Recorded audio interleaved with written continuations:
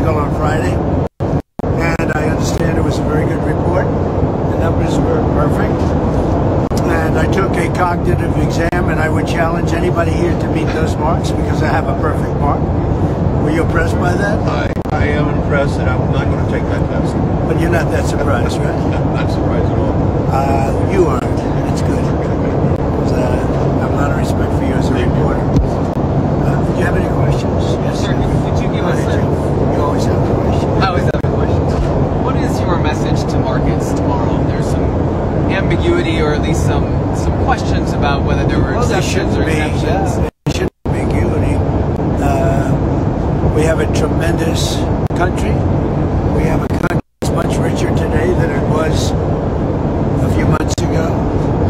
We have a financial system that's very respected, and we're going to do great. And we were taken advantage of and ripped off by every country all over the world, almost, just about. They laughed at us. We were run by foolish people, and they took advantage of our country, and we're just not going to let that happen anymore. In terms of the big, beautiful bill, right? When do you expect that to get done? Well, I hope soon. The big, beautiful tax cuts, really, and regulation cuts and many other things. It passed its first test, as you know, the last couple of weeks, but particularly during last week, where we had a vote. We won in the House, we won in the Senate, and that was a chunk of it. And now they're going to eventually take, pretty soon, a final vote. And the big, beautiful tax cuts and regulation cuts and all of the other things that are included in there will go into effect. And I think it'll be probably the largest tax cuts in the history of our country, the most comprehensive regulation cuts in the history of our country, and many, many other things, including border wall money. We built 571 miles of wall, but now we can add to it. As you know, we've just concluded a period of time where the border was the most secure it's been in the history of our country. We're very proud of that. The other week, a couple of weeks ago, last week actually, 5 people came in, 5. And under Biden it was 500,000 people came in. What they've done to our country should never be forgotten. Never be forgotten. What they've done, that the news hasn't reported it correctly, is a disgrace. But what they've done to our country to allow these millions and millions of people in from prisons and mental institutions and insane asylums should never be forgotten. Because we're going to be living with that for a long time. This is tremendous work, tremendous. It's one thing, they cause massive inflation, they cause a lot of problems. But what they've done to our border and to our country, you should never forget that, and you should never, as journalists, allow people to forget it. Yeah. Mr. President, can you talk a little bit about the semiconductor tariff that you posted on Truth Social today? What is the timeline for that? And I believe it was Jameson Greer said today that those will not be negotiable once those tariffs are in place. Non-negotiable, is that right? But the tariffs will be in place in the not distant future, because, as you know, like we did with steel, like we did with automobiles, like we did with aluminum, which are now fully on, we'll be doing that with semiconductors, with chips, and numerous other things. And that'll take place in the very near future. And all the things. And what we did is we want to uncomplicate it from a lot of companies, because that's where it should be, ideally. And we wanted to uncomplicate it from a lot of other companies, because we want to make our and semiconductors and other things in our country. And I will tell you, another one is pharmaceuticals, drugs and pharmaceuticals. We want to make our drugs in this country. And by placing a tariff on the companies that are not in this country, they're going to move into our country, and we're going to have our drugs made in the United States, so that in case of war, in case of whatever, we're not relying on China and various other countries to supply us with drugs, which is not a good idea. And it'll happen very fast. It'll all happen very fast. Do you know what rate the semiconductor tariff? I'm going to be announcing it over the next week.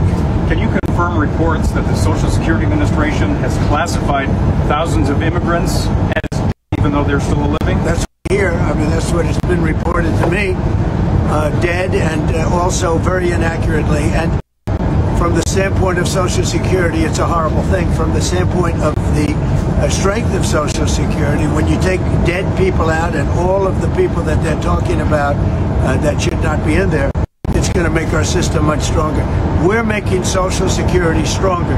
The Democrats are destroying Social Security. Medicare and Medicaid also, yes. Do you have a reaction to Russia's Palm Sunday attack on Ukraine? I think it was terrible, and I was told they made a mistake, but I think it's a horrible thing. I think the whole war is a horrible thing. I think the war is, for that war to have started, is an abuse of power. This country would have never allowed that war to have started if I were president. That war is a shame. Millions of people are dead that should be alive. Cities are being destroyed all over Ukraine. The whole culture is gone. It's certainly very severely hurt. You know, the chapels, the churches, the murals, all of the things that they had in Ukraine were among the most beautiful anywhere in the world. Most have been knocked down and blown up into a million pieces. But most importantly, you have millions of people dead that shouldn't be dead. Think of it. Think of what a rigged election means. We would have had we wouldn't have had the war in Ukraine. We wouldn't have had the Russia-Ukraine situation. We wouldn't have had October 7th, Israel, the Middle East. We wouldn't have had inflation. We wouldn't have had the embarrassing day or a period in the history of our country. That's Afghanistan. One of the most embarrassing months in the history of our country, Afghanistan. All of these things wouldn't have taken place. Think of it. We wouldn't have had it. But millions of people would be alive except for the fact that the election were rigged, because that war would have never started and Putin never would have started that war. Okay, any other questions? When you said they made a mistake in the attack, you said they made you were told they made a mistake. Do you mean it was unintentional? They made a mistake. I believe it was. Look, you're going to ask. This is Biden's war. This is not my war. I've been here for a very short period of time. This is a war that was under Biden. He gave him billions and billions of dollars. He should have been, if he had any brain, which he didn't have and doesn't have, and now it's being proven, wouldn't have allowed that war to start. I would have absolutely not. That war would never have taken place. But remember, this is Biden's war. I'm just trying to get it stopped so that we can save a lot of lives. They happen to be Ukrainian and Russian lives. But all I want to do is get it stopped. Witkoff, sir, did you meet with Mr. Witkoff today? I did. I met with him, and he had some very good meetings on the Middle East, and he also had good having to do with Russia, Ukraine. Can you give us an update on Iran? Well, we're going to be doing it very shortly. Iran, it was another way. I met with a different group of people in Iran, and we'll be making a decision on Iran very quickly. Yeah, please. Back on Russia, Ukraine, resolving that war has taken a little longer than you predicted. Can you pinpoint the reasons why? It's a deeply seated war. And again, it's a war that people didn't expect would start. And in my administration, there was no chance that it would start. And it didn't, by the way. You know, I went 4 years and it didn't start. People say, oh, well, how do you know? Well, I know because I went 4 years and it didn't start. You would have never had that war. It would have never started. Putin never would have started it. I mean, I think, frankly, he had so little respect for Biden that he started it for that reason.